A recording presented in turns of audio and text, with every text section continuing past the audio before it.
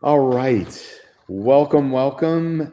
Happy Monday to you all. And I hope you all had a fantastic weekend. Got, four of my favorites on today. And Mark Wilkinson, great to see you out there. Clint, great to see you as well. Great job, by the way, Clint, on Friday's CIS call. I'm going to be talking about that briefly as we do just a touch of banter here and let everybody come on in. As I mentioned, the CyberCall is now also in a podcast format. So what we're doing post event is we not only have this go right up to YouTube where you can watch it over and over, but we are also downloading the audio. I'll put a URL in so you can see it's on every major podcast player. We hear folks listening to it during their doing their mowing their lawns, Phyllis, and other weekend hobbies and things like that. So we're glad we can be with you during those festive times at home.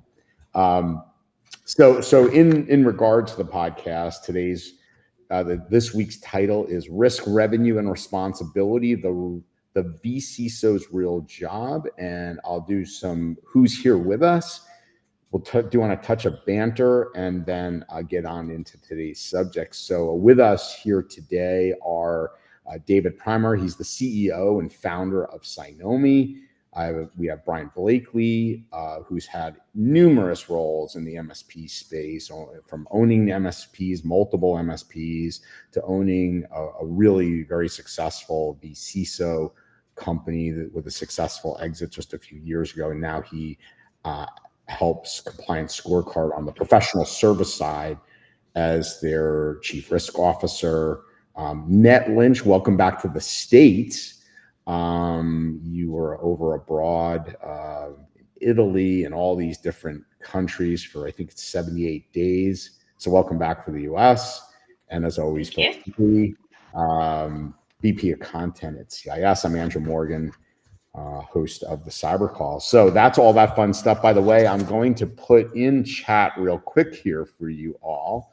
If you want to listen on any of the major podcast players, that's how to get to the podcast, Write a Boom podcast, which, by the way, brought all of the Cybercast stuff that we did. Billy Turner, awesome to see you. Ann, awesome to see you. All the great stuff, Phyllis, that we did, going back probably 3-4 years ago on all controls. So just so you all know, if you are looking to implement the controls, touch up on the controls, anything like that, we've had north of 12,000 people listen to the CIS Controls podcast that we did with Phyllis, Ryan Weeks, Wes Spencer, and Brian. You were part of it as well. So I highly recommend that you can find in there. So Brian, let's start off with just a touch of banter before we get into real intros and today's.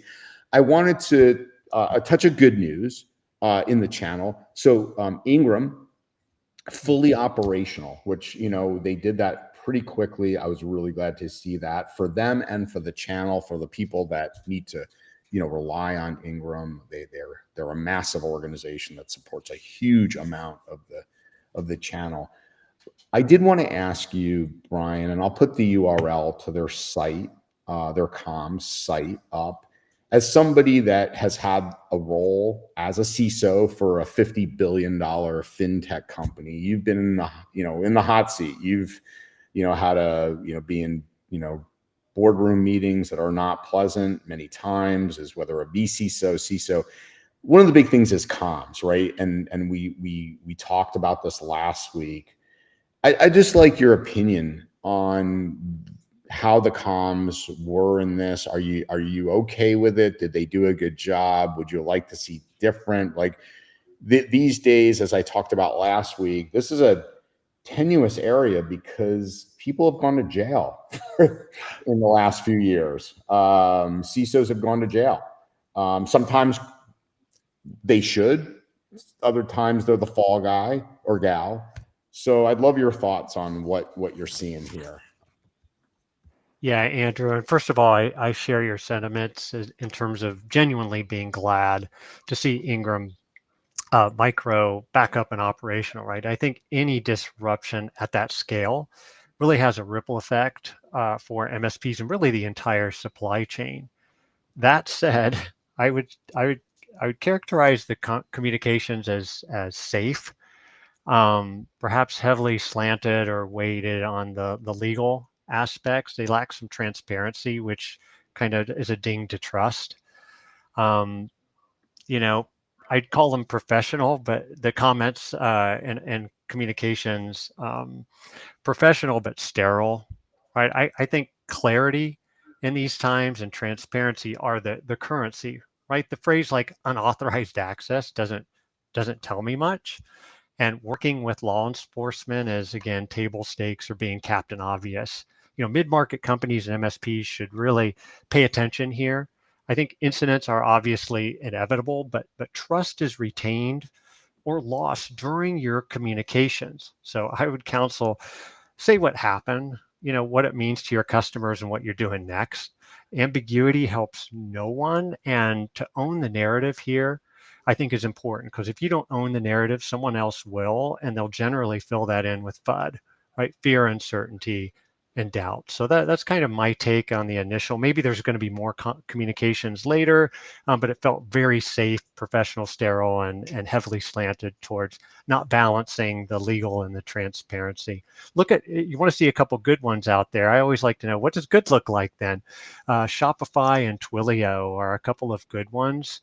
If you want to do some research or look up some of the past notifications they had on a few event breaches. I'm so used to calling breaches events that I've been well trained here, not to say the B word, but those kinds of things out there in the wild. They've got a couple of good ones, very transparent, but they did a good job balancing transparency with the legal parts.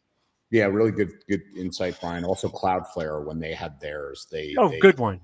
Yeah, really well done. If you guys forgot about that.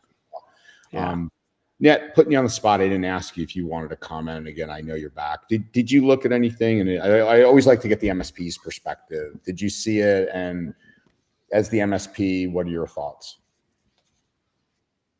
Yeah, I think it was kind of like that pause. Oh crap, we don't know what's happening yet when the news first broke, because they are a major supplier to so many MSPs and to clients. So there was a lot of nervousness until the comms finally came out and we had better understanding of what was happening. And I think at this point, from the MSP perspective, it's like a guarded sigh of relief. Like, we're not quite through it yet. It's not quite finished, but it's not as bad as we first anticipated. Because, when a major supplier like that announces they've had an incident, you think worst case scenario first. So I think that's where we are right now from the MSP perspective. Okay, fantastic. Let's move on here. By the way, I am putting Brian Blakely's LinkedIn in the comments section. And the reason I wanted to do that is if you are not following Brian, you really need to as an MSP. He posts probably once a day, give or take. And, he is involved with most of the time with MSPs sitting in the vCISO or CISO position. And you will find, and this is a Brian Blakely term, a treasure trove of good stuff in there. He posts about how the conversation should really go, how to tie what matters to an end, to the customer, to the executive, speak in their terms versus how we typically technically speak. So again, please, if you want to get better at comms, communications, and driving revenue, take a look at Brian's site. So let's get on into today. Let's do a few quick intros. First off, David, first time on the CyberCall. It's a pleasure to see you.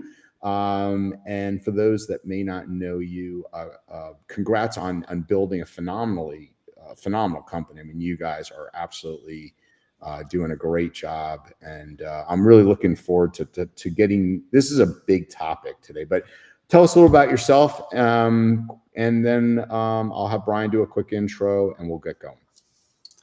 Thank you, Andrew, and thank you for inviting me here. So, David Primor, out of Israel, spent many years in the Israel cyber intelligence, about 15 years, lieutenant colonel.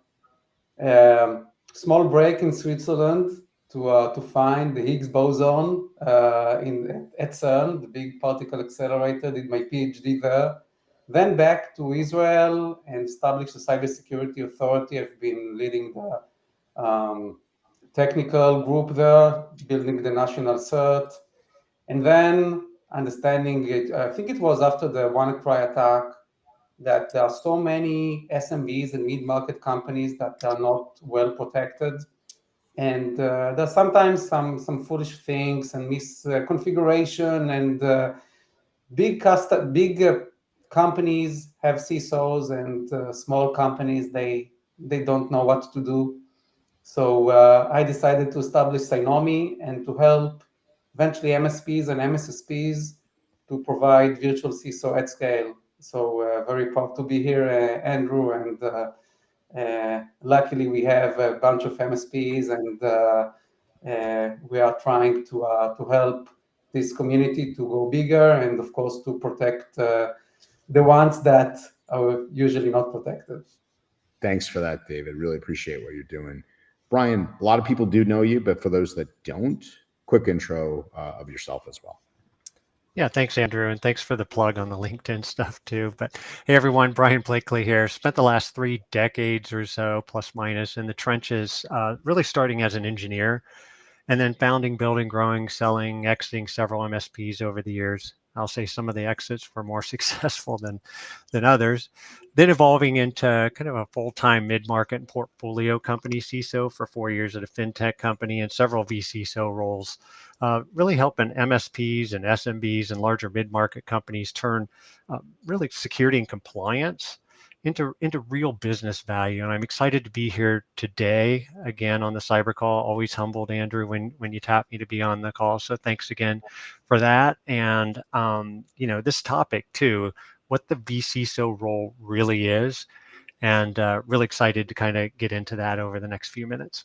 Yeah, absolutely. Matt, we'll let you do a quick intro, and then you can just start right into your first question on over to Brian. And I'll find that Wall Street Journal article as well that I know you're going to ask about. But it's interesting, Nat, that vCISO is starting to become a when you see when you see Wall Street Journal do articles on vCISO.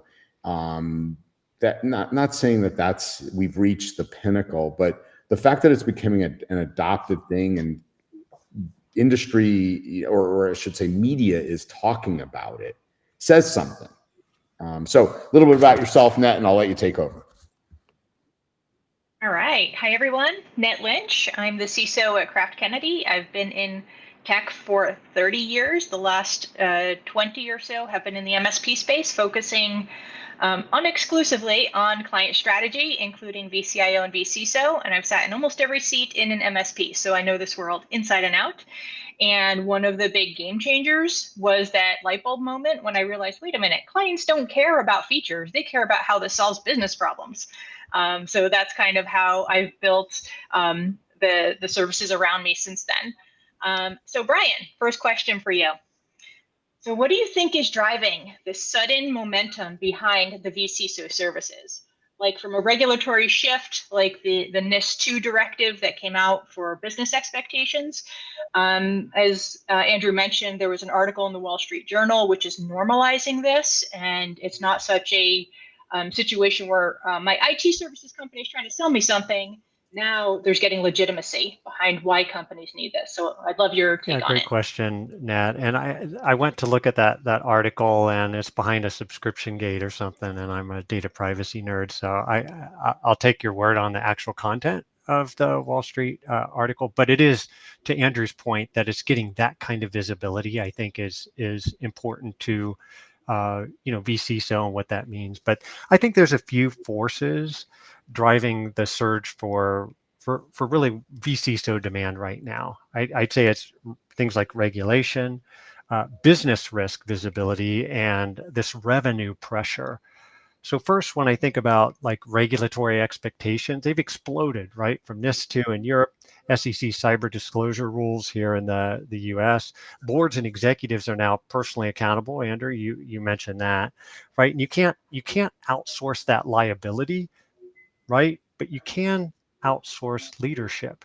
That's where I think the vCISO can step in and be a big help. And I think second, risk is no longer abstract, right? Ransomware, supply chain attacks like Ingram Micro, even like we've talked about, these are now more, I'll call it kitchen table kind of conversations, right? Businesses are realizing that security isn't just an IT problem, right? It's an enterprise-wide obligation, right? They want someone who can align security, strategy, policy, and operations without hiring a $300,000 a year full-time CISO. And the last thing I think, the real tailwind, is more economic in nature, right? Companies are needing to prove resilience to win deals, right? Keep contracts and in air quotes kind of pass audits. And a vCISO doesn't just reduce cyber risk, they reduce sales friction. You mentioned that too in your intro. Now, I think that's important. You're greasing the wheels of the sales team, right? By having some of this compliance stuff done. And then insurance costs and reputational exposure. So I always say a good vCISO helps close revenue and close deals just as much as they close or shrink risk gaps, right? So we're at the point where not having a security leader, if you want to call it a vCISO, whatever that is, not having that security leader isn't seen as lean anymore, right? It's seen as reckless. And MSPs that recognize that shift, I think, are going to be in a great position to lead here, Nat. Yeah, that's great. Great feedback. So Brian, next question over to you. You built a team of successful. I think we're. Sorry. Yeah, I think we're over to David. No. Oh, yep, you're right. You're right. I skipped. Thank you for that, David. Hi. So there's an announcement that you have made recently with Deutsche Telekom. Pretty big announcement there. And you launched your vCISO services with them using Cynomi, which is fantastic. Congratulations. So what does this signal to the MSP community globally about where the industry is headed? Yeah, it's a great question. And when I mentioned Cynomi, we mainly focus on MSPs and MSSPs in the US. And I think that the fact that Deutsche Telekom, as one of the biggest telcos that also has these consultancy services and sells a lot of cybersecurity stuff to the customers, decide that they want to establish the virtual CISO services, it means that virtual CISO should be a core offering within many MSPs and MSSPs. It's not a niche. It's something which is a big company like Deutsche Telekom. And I guess that you could imagine decisions like that in the headquarters of Deutsche Telekom to say that we are going to establish a new set of businesses. I think it's something very, really unique. And the fact that Cynomi is there was a great news for us. They understood that if they want to provide virtual CISO at scale, and they have thousands of potential customers, they need automation, they need standardization, and as Brian said, that they need a platform that helps them to manage and help them also to generate ARR, because we understand that a virtual CISO, it's not only protecting, it's also helping the business. So I guess this big opportunity maybe a signal to other MSPs and MSSPs, hi, there is a big opportunity here, and you should step and start thinking about the future of cybersecurity services. And it's not a maybe, it's not let's see what is going on. Virtual CISO services are growing, and if you want to be, I'm not sure if it's early adopters, but maybe it's MSPs and MSSPs that want to join before the peak. Nat, I think Eric Wells and there's Keith's some good comments, but Eric's like, about, allows smaller firms to leverage expertise they normally couldn't afford.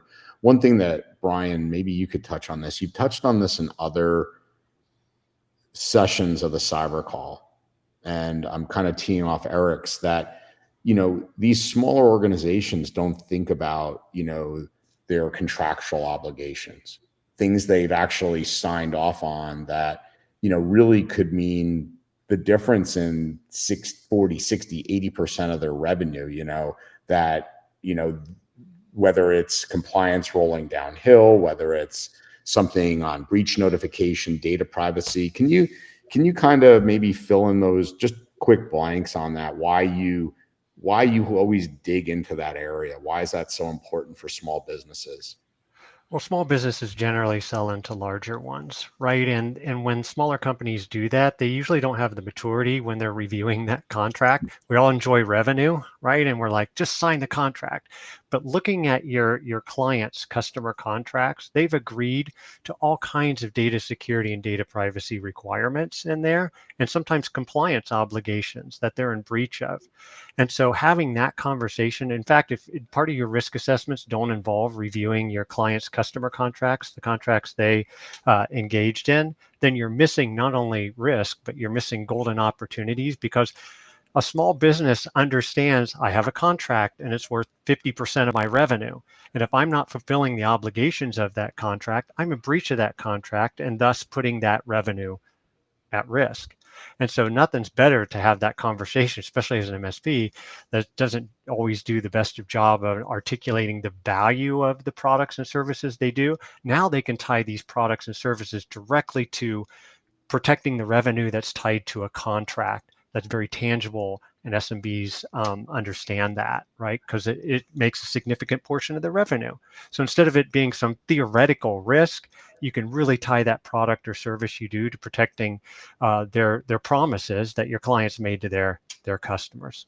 I think the other thing you mentioned a lot too, Brian, is that it's way more compelling for an executive to hear something like that versus you have your S3 bucket where you store your data has a potential vulnerability, or like that's doesn't mean much to an executive. Yeah, here's the 8 things we need to do to shore up the weaknesses that are driving 80% of your revenue.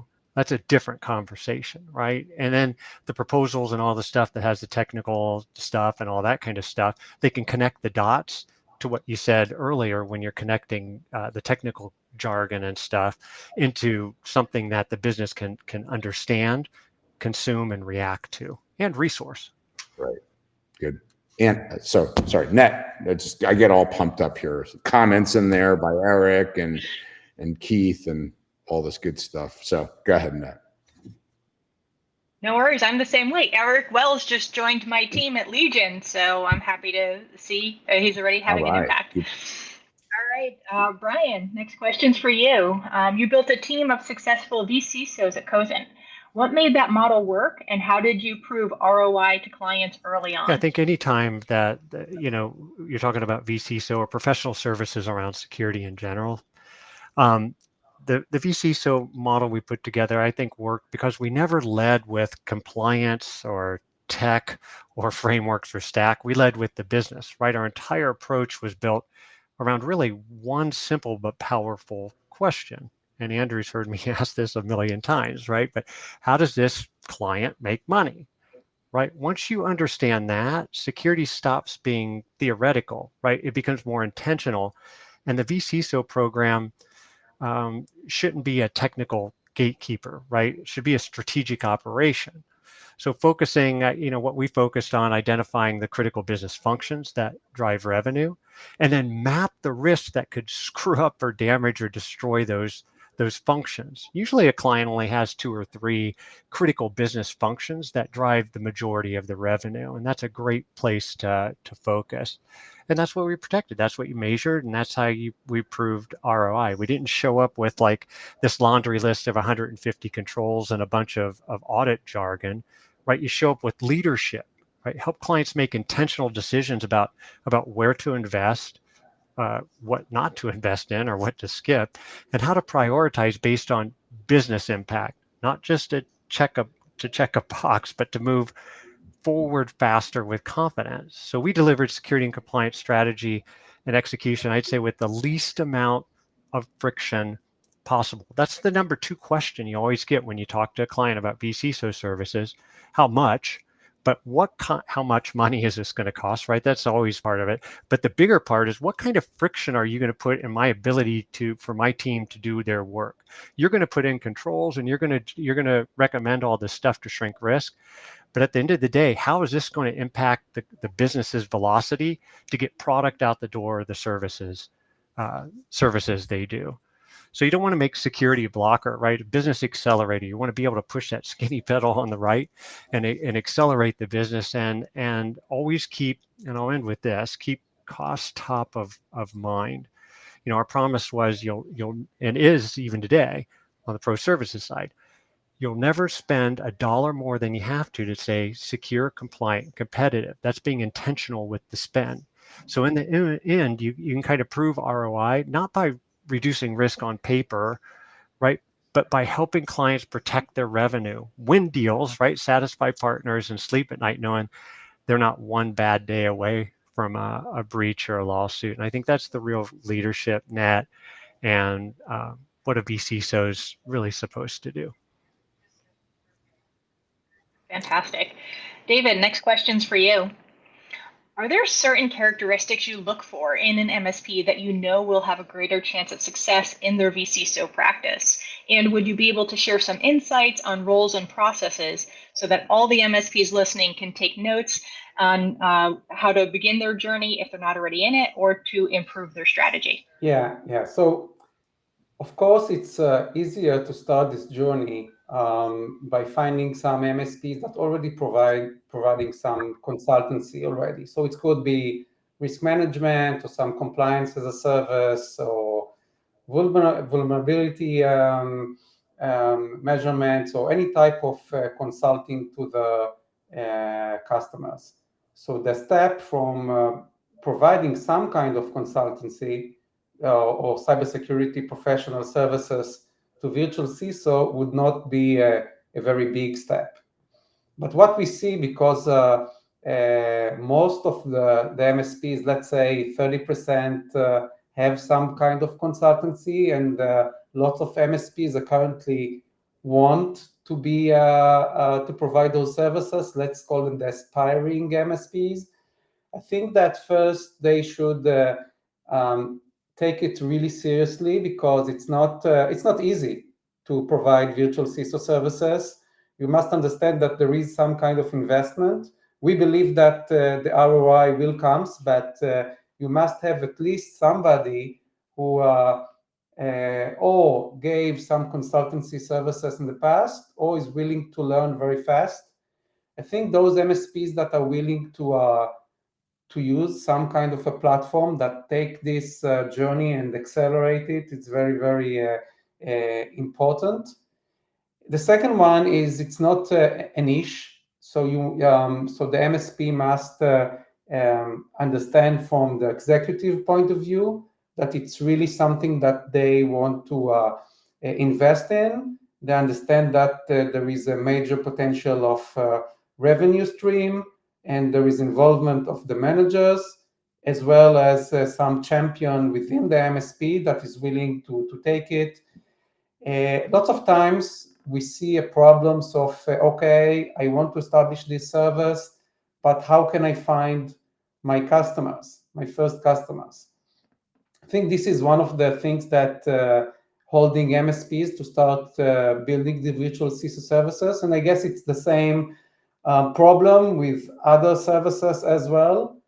I think that starting or finding the way to start with your existing customers, it's better to find the early adopters, the ones that might have some regulatory requirements, maybe insurance problem. And I would recommend taking maybe companies that already, unfortunately, have been attacked, so they understand that they have to improve their cybersecurity posture. So finding the first customers, and when trying to provide those services to the first customers, it will be much easier to progress and to add more and more customers in the future. Net, when you hear that, what about you? I'll ask you, you've scaled and you are scaling vCISO and services.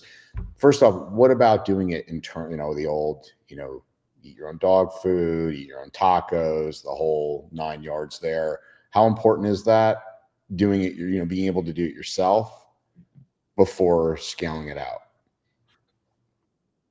Absolutely. And I would choose tacos over dog food. So eat your own tacos, right? If this is something you want to offer to your clients, do it internally first. Do it on your own MSP first. One, you're going to go through the controls and have a better understanding of what they really mean and what they're looking for. So when you're having a conversation with a client, you're speaking from experience. And two, you're doing a security assessment on your MSP. You are part of the supply chain. You are part of the risk to your clients. You should be doing a risk evaluation, and this is the perfect way to do it. Especially using a framework, I like CIS, and using that to evaluate your MSP, going through the controls, understanding how to collect evidence and what's going to be required for that is a super valuable Not only experience. that, Nat, but I think to Brian's point, you start off with how do you make money? Well, we know how we make money. And then you probably have, again, the 80-20 rule, right, Nat? Probably most MSPs could say, yeah, these 20% of my customers make up 80% of our revenue. And then more than likely, Brian, in the days you had your MSP, probably there's some, compliance rolls downhill. Some of your larger accounts as an MSP, right, whether it's them directly are regulated or their biggest clients are regulated, are going to start to roll the questionnaires downhill. Is that fair as well? So you're looking at it through your own lens, but then if you can get a handle on this, you can go then have that conversation with others, no? Yeah, 100%, right? MSPs, we always learn by getting our hands on something, right? There's always this, okay, let me do a proof of concept, or let me play with it, or let me mess with it. And messing with it on yourself is a safer environment, but you do start to build up what I think is wisdom, right? You go through the process yourself and you say, hey, I looked at my own contracts and I saw this. Now I have a compelling story and some wisdom when I'm trying to sell these services to my client to say, oh, we did this on ourselves and here's where we screwed up and how we should have done it, right? There's a certain level of vulnerability there, but at the same time, you can prove you've gone through that journey. And that's extremely valuable when you're trying to, after you've done it on yourself, you've gained the wisdom, you've looked at your own contracts, you found your own stuff and you fixed it. That's always a compelling story that you can share with your clients. And clients want to hear that kind of stuff too, because it builds confidence and trust that you're able to, you've been there and done it, and you have some empathy there in how you deliver the service as well. So, quick question, Brian, before we hand it over to Phyllis. I think we're at that point right now. But Brian, oh gosh, I'm drawing a blank. He's going to shoot me. It's Strive Technology. I'm sorry, dude. Just shoot your name in there. But he asked, did you actually, ask to go through your customers, contracts and, what they were committing to? Would you actually do that, Brian? And would oh my gosh. Yeah. What I generally do is sample recent and most significant. David.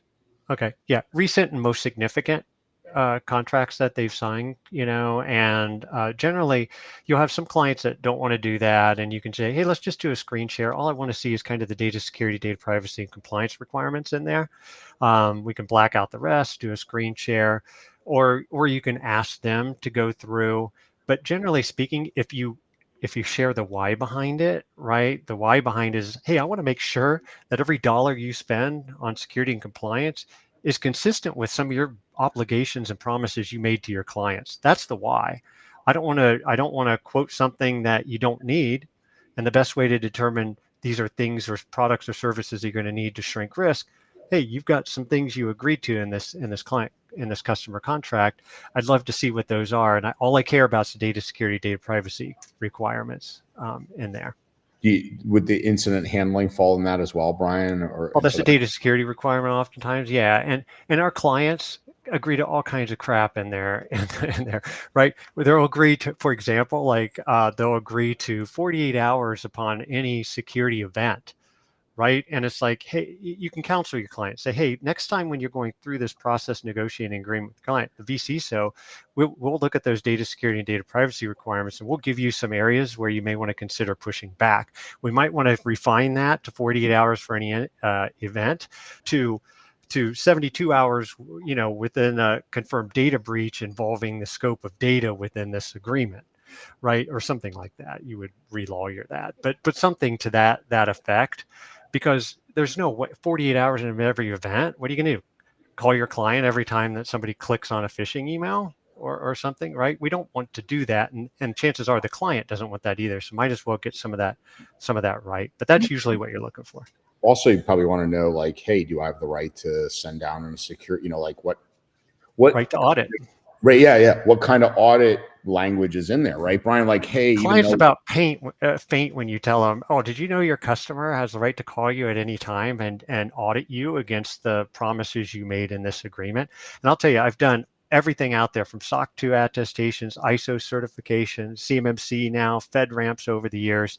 And these client risk assessments these days are on par with that. What used to be a security questionnaire and yes or no questions has turned into this trust and verify, where we don't believe you when you say yes. We want to see an artifact or evidence uploaded here. And by the way, we also want to call you. By the way, we also want 2 days to go through these things where our risk nerds are going to talk to you guys. And we're going to want to know, they're going to want to know all this kind of stuff, right? All kinds of proof, right? We hear your words, but let's see some screenshots, some log files, some other evidence that you really are doing these things. Clients about faint when they realize they've agreed to a lot of this stuff. Yeah, good. Phyllis, over to you. That's really good stuff. I think, you've covered a lot of my next question. So I'll ask you, do you have anything to add on, how would you coach a technical MSP or security lead to talk about revenue and risk versus tools and tickets? And then, what qualities or kind of what services do you believe make a good vCISO? Oh, wow. Good question, Phyllis. I tell you, every MSP or technical security leader, I tell them all about the same thing, right? If you want to earn, right, we always hear about this getting a seat at the table and earning a seat at the table. And the meme here is the Thanksgiving Day meal, where you see at the adult table is the CEO and the CFO and the COO. And at the kids table at Thanksgiving, you've got the CISO, and they're not allowed at the big table yet, the adult table, right? That's kind of the meme. And, I always tell them basically the same thing. Stop talking about your stack and your tools and your tickets and blinking lights and white noise, and start talking about revenue and risk. So here's how I coach them. First, ask your client again, how do they make money? What's their most profitable areas of their business? What are their revenue streams? Not what tools they use and how many endpoints they have, but how they make money. Then map their critical business functions that drive that revenue to risks that could disrupt that revenue. Okay. So when you can say, if the system goes down, if this system goes down, your invoicing stops, or if this data leaks, you'll lose your biggest contract. That is speaking their language. I also coach them to understand contracts, not just configurations. We've talked about contracts, right? So the best vCISOs I met know that most security obligations are packed into customer agreements, insurance policies, and regulatory commitments. So you're not just protecting a server, you're helping your client keep a promise to their customers. Okay. And I think that's what separates a vCISO from a TAM or a technical account manager kind of role. I think historically MSPs have been challenged with the little v role out there, Right. vCIO and vCISO. There's a challenge there. And lastly, I'll say a great vCISO doesn't create fiction, right? I've said this, friction, right? They remove it.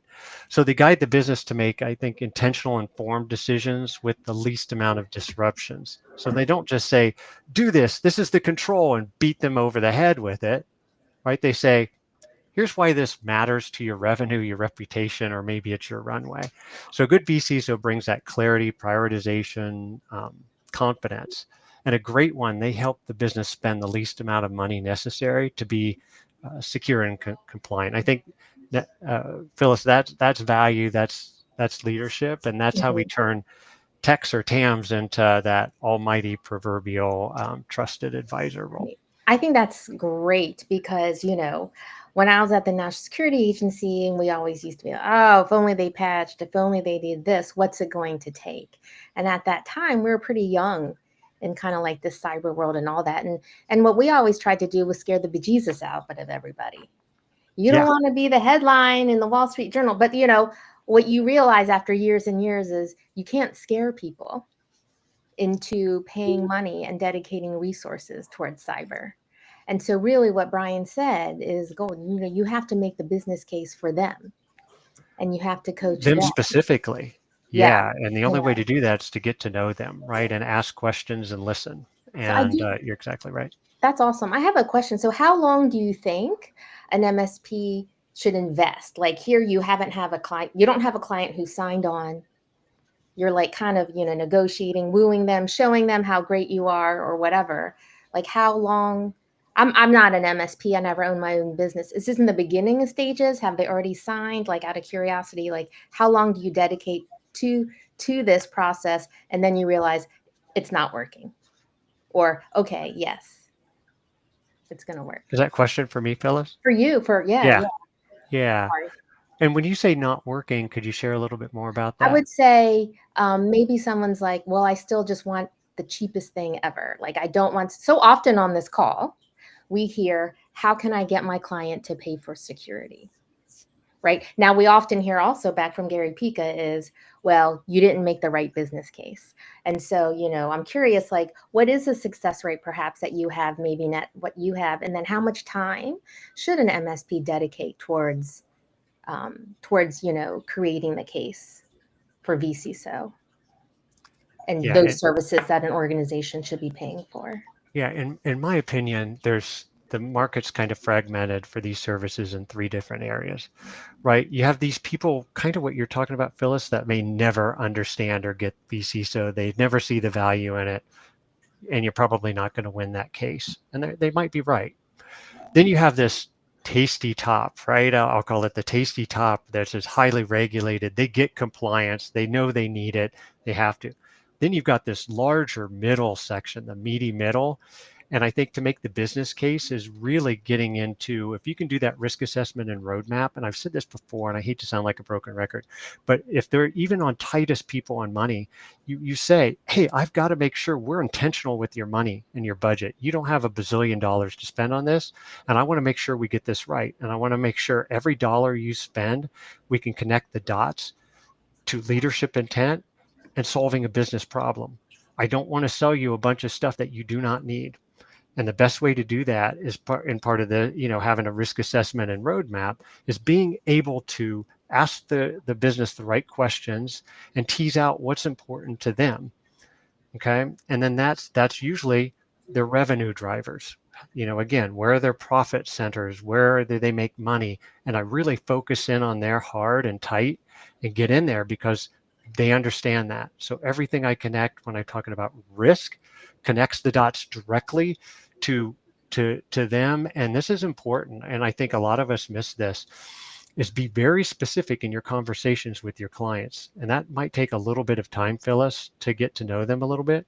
Mm-hmm. Because if they call a widget a gadget, call it a gadget every time, right? And make sure that when you're talking to them, you're very specific in their lingo and their industry vernacular and what they're saying, because you'll build that rapport and trust much more quickly, and be able to resonate and provide value that they can understand, react to, and put resources behind. If I can add. Yeah, go, David. I was going to ask you. Yeah, please, David. Go ahead. I was going to ask you. So I think if to continue Brian's thoughts, I think it's about cybersecurity journey that we want to take the different customers of the MSP. So there are those that fully regulated, they understand that they need virtual CISO.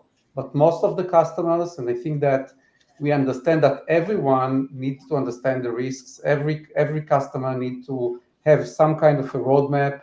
And I think showing the gaps for every customer, even if it's not a full risk assessment, it's partial risk assessment, something to raise the appetite of the customers to understand that there is something else than tools, something else that now they understand that they have gaps, they cannot ignore that, and then take them to the next step, maybe for full risk assessment, and then taking them to the next step of maybe compliant and picking the framework that they want to follow. So I guess it's how to educate your customers and how to build a program which is not a virtual CISO to those that understand that, but how to take or democratize virtual CISOs or cybersecurity consultancy to most of the customers. And this is David, I'm really glad you said it. Ned, I'm going to ask you this question. I think, look, for years we've relied on the all-in model, right? In other words, it's 200, it's 300 a seat, and that's what we do, and this is what we do, and that's it. And I think what we're seeing, and I mention this book often on different podcasts and things like that, which is the Jolt effect. Take a look at it. But basically what, it talks about is 60% of all qualified deals are lost to no decision. And I think the role of the vCISO is critically important because in order to win deals, we have to de-risk. People aren't making decisions because they don't see that they need something. People are not making decisions because of fear of being wrong. And a good vCISO can go in and say, hey, look, maybe this other MSP is driving you towards spending $350. Let's take a step back. Let's take a lower risk step. Let's look at, what's driving revenue. Let's walk through a risk assessment. And even if we don't do business at the end of the day, you're going to have a bona fide understanding of these critical functions in your business, the critical data, the critical outcomes, blah, blah, blah, blah, blah, blah. And you can use this document. What are your thoughts on that role, like the importance of the vCISO in that capacity and how the kind of the sales model is changing in our world? Yeah, I love this question. As Brian and David were talking, and then when you asked this question, the thing that kept going on in my head is, does your prospect or client see you as a salesperson? Is your vCISO coming across as a salesperson?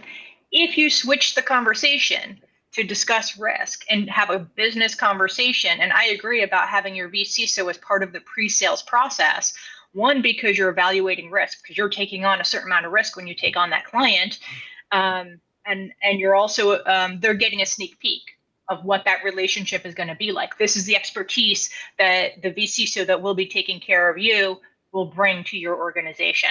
That gives them a lot of confidence. Yeah, and you're asking different questions too during that pre-sales process, right? And this is a 5-minute conversation to understand, hey, I just talked to this company and 80% of the revenue is from transaction processing fees, right? And now a lot of my communication can be targeted towards that 80% of transaction processing fees as an example. Yeah, good stuff. Yeah, absolutely. Go ahead, Phyllis. Yeah, I'm just gonna, for time's sake, David, I'm just gonna ask you quickly. So from your perspective, what's a great first vCISO conversation look like? And what frameworks or assessments really help anchor that value early on? It starts with a CIS. Sorry, exactly. Dave. I mean, not to not to lead the witness, but I'm kidding. Yeah. Actually, we when we start an engagement, I think that it's important to follow any framework. And I think that I like the CIS. And when we talk about this, the cyber journey, I think CIS implementation group 1 start with that, and then continue to the second and the third. But what we see, the starting point of a good engagement is finding the first customers, and then doing the risk assessment. And the risk assessment can, or posture assessment, it can compose of CIS or NIST or nothing, but understand your gaps and have your first customers get your gaps, then doing the roadmap in order to find how to solve the gaps. Usually, when we join the partners, our partners, MSPs, starting to provide those services, they usually bundle the first the software with some services hours. It could be 2 hours a week, it could be 4 hours a week, depends of the type of the customer. And then it's the big decision is how to bundle the virtual CISO service. Is it separate? Is it part of the managed services? And we see different MSPs with different motions. I think what is really important is to create this transparency between the virtual CISO and the customer, and we see it with looking together on a dashboard or a report.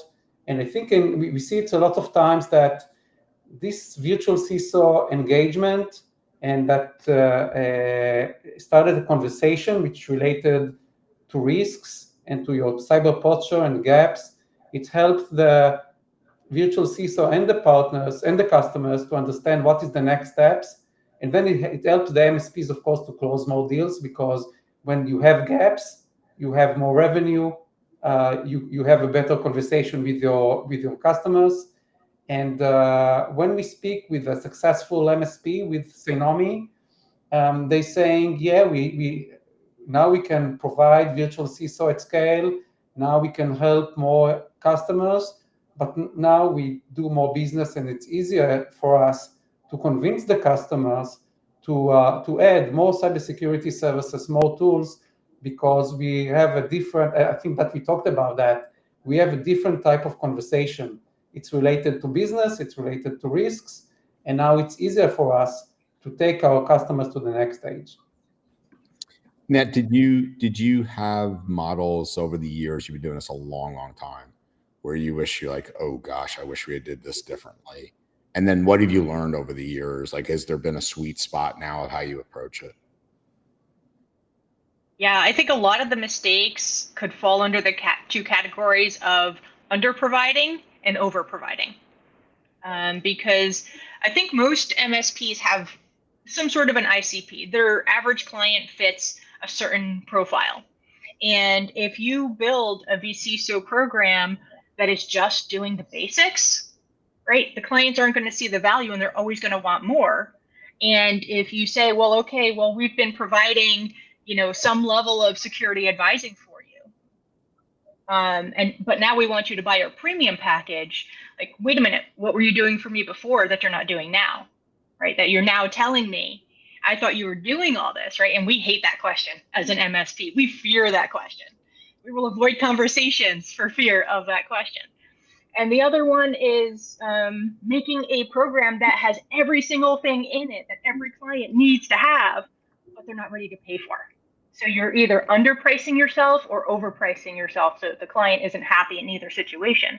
So I think the sweet spot right in the middle is evaluating where your clients are. And this is something that you can do internally at the MSP level to see where your clients are and where they really need to go. And from that, build out what your program is going to be. We all have those outliers. We have those tiny little clients, and we have the few big ones. But the majority of your clients is really what your program needs to be. So that's great, Nat. Brian, just real quick to you, roll back time. You have your MSP, MyTech, which was, which was a formidable player in Phoenix. And how might you handle that when, like, hey, Brian, I thought you were doing this. Weren't you doing this all along? Like, any thoughts on how you'd approach that if you could roll back time and you were stuck, you got into one of those conversations? Yeah, I think that happens oftentimes when we don't have our service catalog very well defined. To Net's point, we have these all-you-can-eat things, which really confuse everybody, right? And I think back in the day, it was selling, prepaid blocks of hours that is for, hey, you can use these for anything you want, right? And then it's just confusing. So I think the better you can get and the tighter you can get on your service catalog and the menu of services you have, or if you bundle them, you can say what's included, but more importantly, what's not included. And that's why what I really like doing these days is on CMMCs forcing this maturity in some of the MSPs that are playing in that space to have what's called a shared responsibility matrix. So I think having a shared responsibility matrix to say, hey, here's the things by this bundle, here's the things that we're providing, right, for you, and here's the things we're not providing for you. And here's the things that we're going to share responsibility on. So I think having those kinds of shared responsibility makes a clear service catalog, that accordion of services well defined, and then better contracts and agreements help kind of get rid of some of that ambiguity and confusion. So a contract, like if you're in the throes of it today, basically make sure you have a good shared responsibility model on That's MS where I would start, man. contract renewal. Make sure you're resetting expectations. Yeah, that wasn't really a thing at the time I had the MSP. I mean, we talked a little bit about it, but it's not like to the forefront now. Now it is with, again, CMMC's really pushing a lot of that. But I think it's good for any MSP to have a SRM or CRM, whatever you want to call it. Eric Woodard does it around CIS. He's like, these 40 controls are mine. These, I think it's what, 16 are yours, Phyllis. And then when he goes through in IG1, he goes through, that. So we've talked about that, and you can find that a lot in some of the podcast work we've done. Okay, so where are we? Back to you, Net, for a question or two. We only have 4 minutes left, Andrew. Do you want to sing for us, Phyllis, or anything? I was thinking about it. My second career is gonna be a rock star. So yeah, that would be the best close ever, I think, on the call. Well, let's go with this one to both David and Brian, because this is, I think this is the number one thing on MSP's mind. Because Brian, you brought it up. It's like you've got your sweet spot. Like, they're regulated. They're going to get audited.